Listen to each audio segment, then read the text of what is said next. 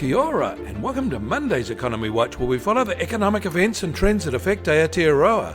I'm David Chaston, and this is the international edition from interest.co.nz, and today we lead with news. We've ended a turbulent week where the US dollar fell, US Treasury benchmark rates rose, and equities retreated.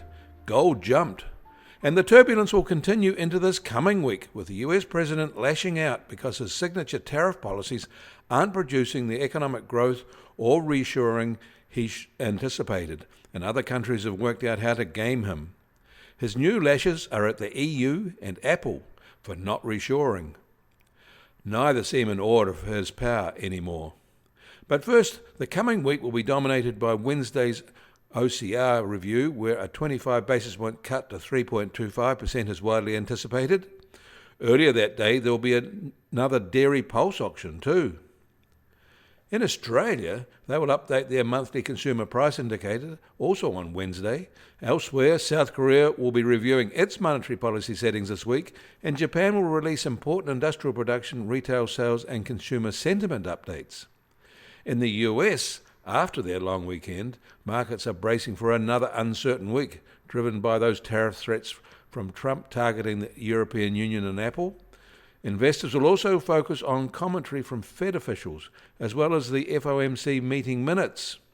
Key US economic indicators include personal income and spending, the PCE price indexes, durable goods orders, trade balance, and the second estimate of the first quarter GDP growth. There will also be reports on corporate profits, pending home sales, amongst others.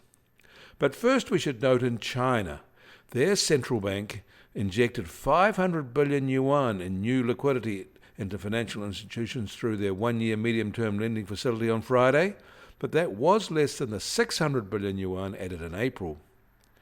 And China's net foreign direct investment actually fell in April from March, a very unusual shift. The fall wasn't large at $4.8 billion US for the month, but a notable shift from the 7.2 billion rise in April, which was considered unusually small. Go back to April 2023, it was 14.7 billion incoming and 15.4 billion the year before. In the past 2 years, the August levels have stalled but not retreated, and this is the first we've seen of where there was a net outflow of foreign investment from China in a month. And Nikkei is reporting that the protracted real estate woes are pushing down lending rates, and now 80% of Chinese banks have seen their interest margins fall below the industry threshold for profitability, raising concerns over the sector's stability.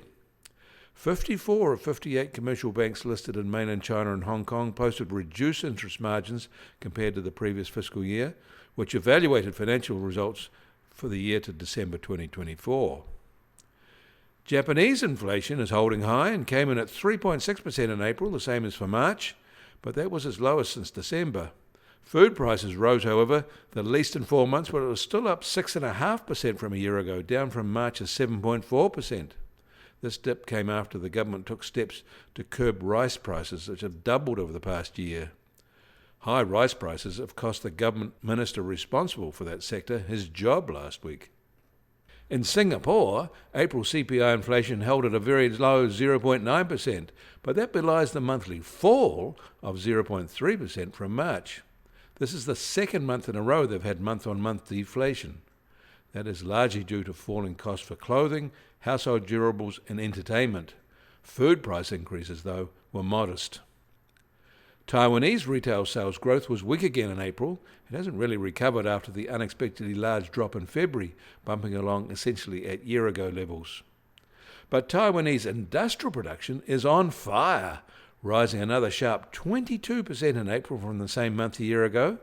That is their best growth rate on record for them, apart from the distorted pandemic recovery. Across the Pacific in the US, this is the long Memorial Day holiday weekend, the start of their summer season, which won't end until Labor Day holiday on September the 1st. Traditional investors sold in May and went away because volumes lighten and become more volatile over this northern summer period.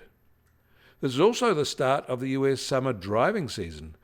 American petrol prices are currently averaging $3.20 a US gallon. That is $1.41 per litre in New Zealand dollars. A year ago, it was 10% higher. And it is the start of their barbecue season as well. But prices are likely to rise further from the already record high levels because the number of cattle on feedlots is down and the amount of beef stored in freezers is lower too. Of course, business carries on. There was an unusually large rise in new home sales in the US in April, taking them up to an annualised rate of 743,000, a level we haven't seen since mid-2022. After a string of weak months and downwardly revised earlier data, builders are now resorting to widespread incentives to move stock, and it seems to have worked in April. Housing starts remained weak, and new building consents are declining still. In Australia and on the eastern seaboard, it has been very wet, with widespread flooding, and that is having a substantial impact on rural output. In particular, milk volumes are falling and milk prices are rising fast. The US Treasury 10-year yield is now at 4.51% and down 1 basis point from this time Saturday. And the price of gold will start today at $3,357 an ounce, down $5 from Saturday. But that makes it $170 higher than a week ago, a 5.5% jump. And oil prices are holding at just on $61.50 a barrel in the US, while the international Brent price is still just under $65 a barrel. And the Kiwi dollar is still at 59.9 US cents, unchanged from Saturday at this time. A week ago, it was at 58.8 US cents, so an outsized 110 basis points rise since then. Against the Aussie, we're holding at just under 92.2 Australian cents. Against the euro, we're unchanged at 52.7 euro cents.